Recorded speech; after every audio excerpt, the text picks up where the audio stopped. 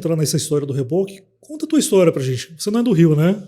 Não, sou capixaba, assim, e falo com muito orgulho, né? Porque eu venho de um lugar, assim, chamado Timbuí, que as pessoas falam, gente, mas você se refere a Timbuí? Me refiro, que é onde eu fui criada, é a minha base.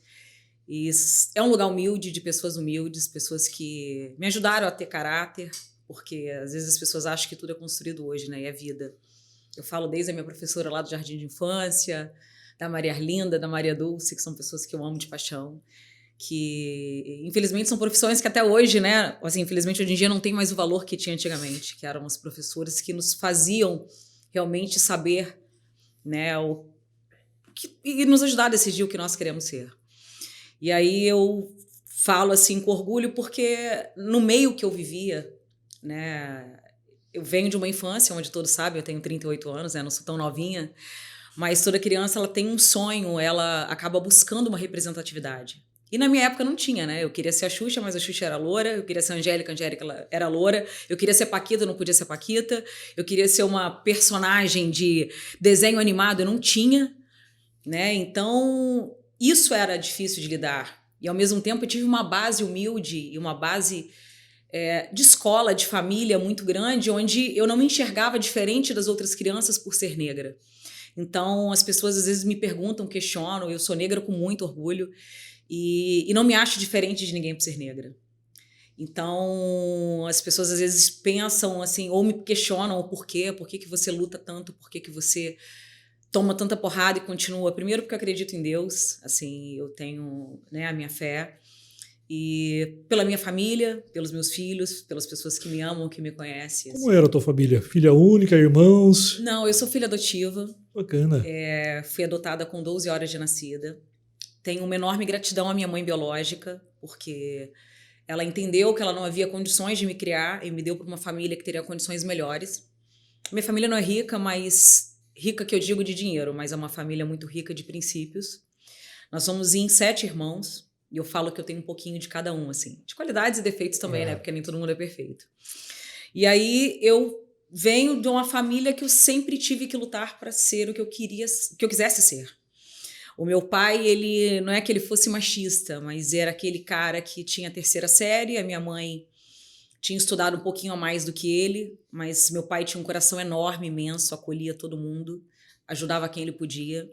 E ele falava assim para mim, minha filha, meu sonho é que você seja doutora. Só que meu pai faleceu, eu tinha 18 anos, né? Ele teve Alzheimer e Parkinson.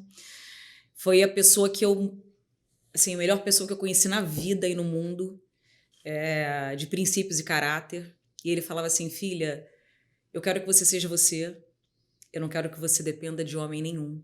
Quer dizer, eu estou falando de 18, quando ele faleceu, isso eu devia ter meus 13 anos. Saiba ser independente, seja independente, não traia, não aceite ser traída. E o doutor que ele sonhava para a vida dele é que eu fosse professora, porque naquela época você ser professora, né? E eu não tinha o sonho de ser professora, eu queria fazer direito, cheguei a ingressar à faculdade de direito, e aí engravidei cedo, isso interrompeu um pouco.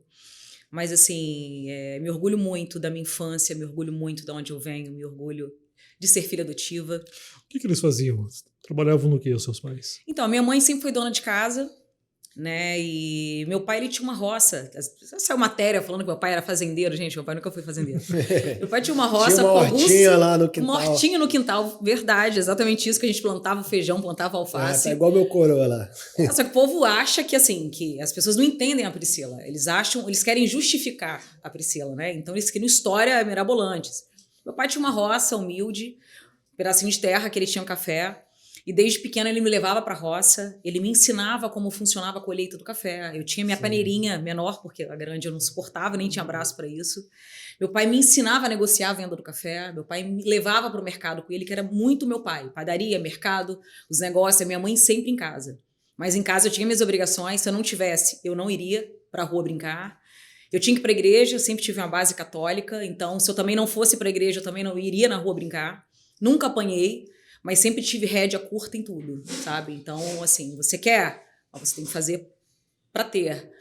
Então, assim, eu tenho muito orgulho de toda a minha família, da minha família biológica, mas da minha família que me criou, que eu sou quem eu sou graças a eles também, principalmente. E Caçula ou não?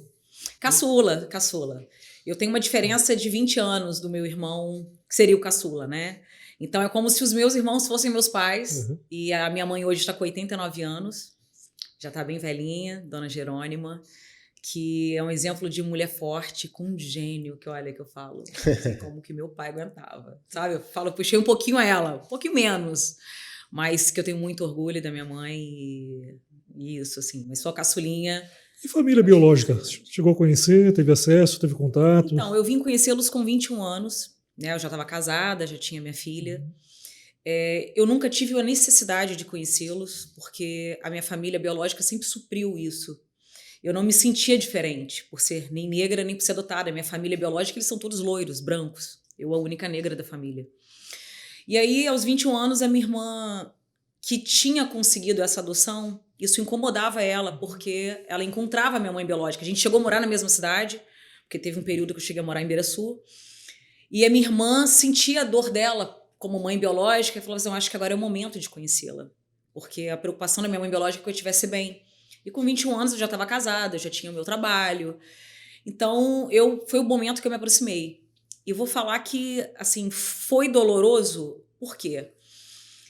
Eu me deparei com uma família que eu sempre tive uma gratidão muito grande por ela, porque eu entendo que ela quis o meu melhor, que eu não tinha uma aproximação, porque eu tinha minha mãe, meu pai e meus irmãos, e ela tinha um amor muito grande por mim, tinha um sonho muito grande em me ver.